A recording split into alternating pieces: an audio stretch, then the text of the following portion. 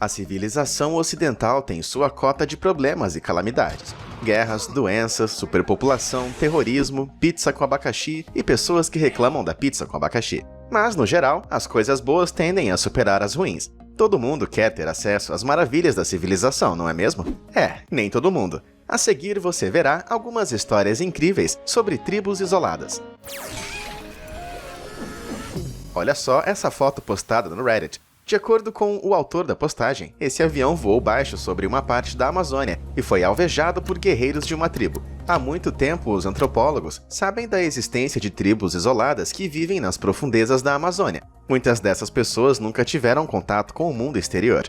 Os caras que atiraram essas flechas claramente não queriam a civilização por perto, ou ao menos se sentiram ameaçados por alguma estranha nave alienígena descendo dos céus. Então, se você voar sobre a Amazônia, quais as chances de você ser alvejado por um enxame de flechas, semelhante à cena do filme 300? Bom, voltaremos à foto do avião daqui a pouco, mas por enquanto, vamos falar sobre as tribos isoladas que você pode encontrar se sobrevoar a Amazônia, e o que aconteceu com as pessoas que tentaram fazer isso. O primeiro exemplo vem de 2008, quando antropólogos passaram pela região de Envira, uma seção de floresta tropical na fronteira entre o Brasil e o Peru. Os homens fotografados parecem guerreiros, ameaçando os passageiros do avião com arcos e flechas. Eles estavam pintados em vermelho da cabeça aos pés. As mulheres estão pintadas de preto. Voos florestais como esses observaram que os povos da tribo constroem grandes abrigos cobertos de folhas. Eles parecem manter jardins, e os enormes arcos que os homens usam sugerem que são exímios caçadores.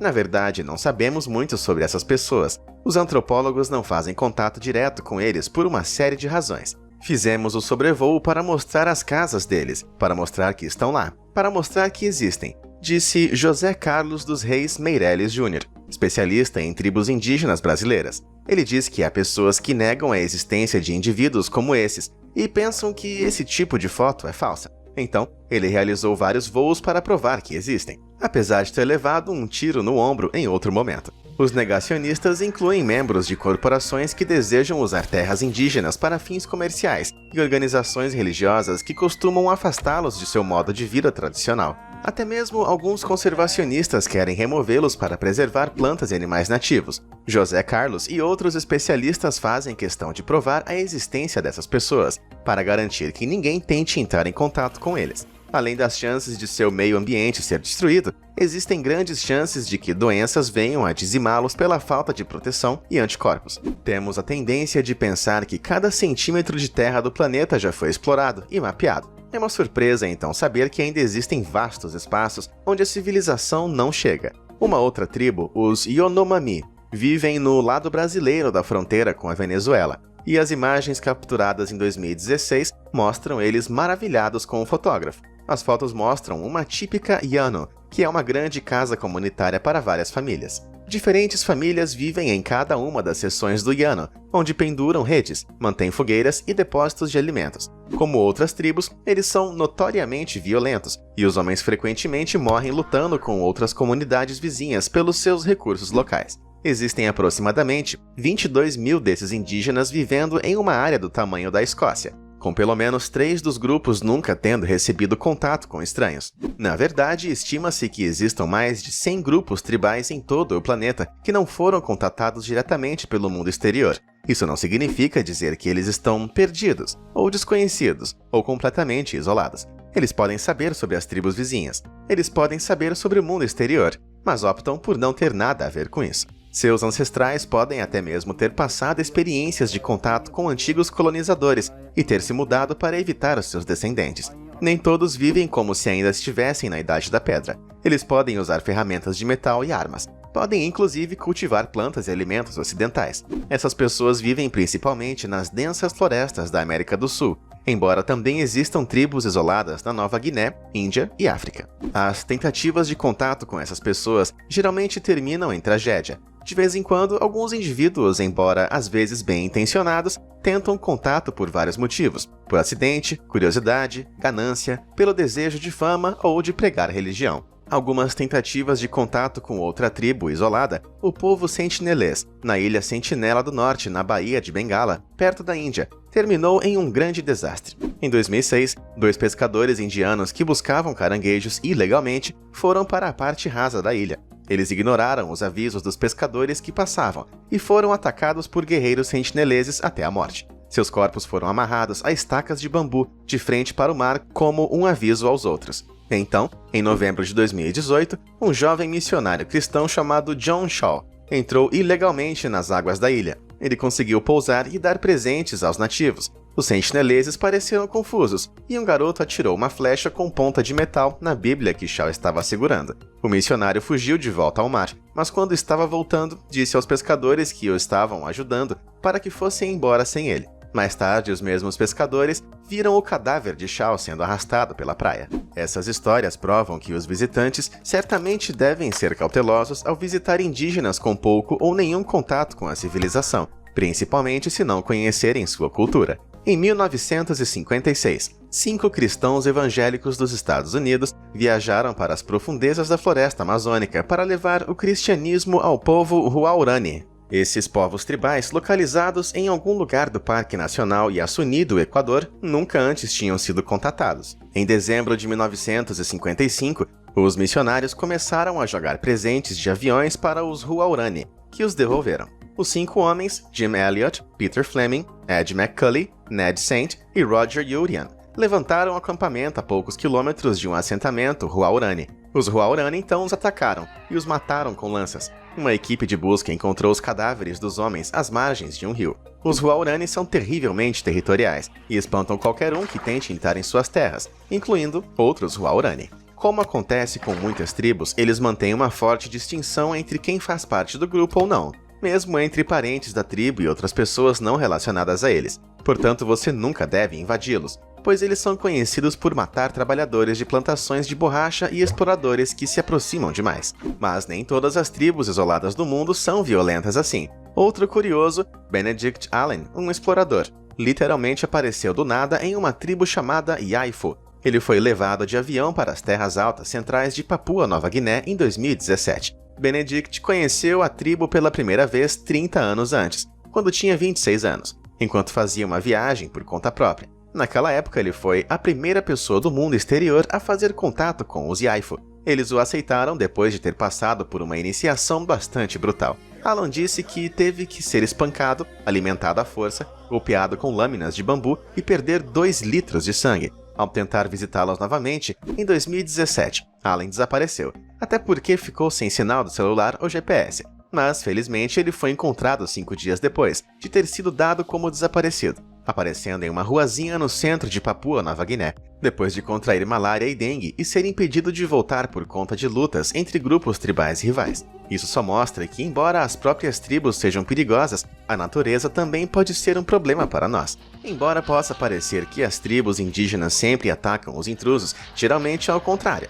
Em 2017, mineiros em busca de ouro na floresta amazônica no Brasil encontraram uma tribo. De acordo com o Ministério Público Federal do Brasil, 10 membros da tribo foram massacrados pelos garimpeiros enquanto coletavam metais no rio. Após os supostos assassinatos, os homens foram tomar uma no bar, onde se gabaram do crime, ostentando um objeto produzido pela tribo. Os promotores disseram que não é a primeira vez que algo do tipo acontece. Estima-se que 50 tribos amazônicas foram dizimadas em 2017 e 60 no ano anterior.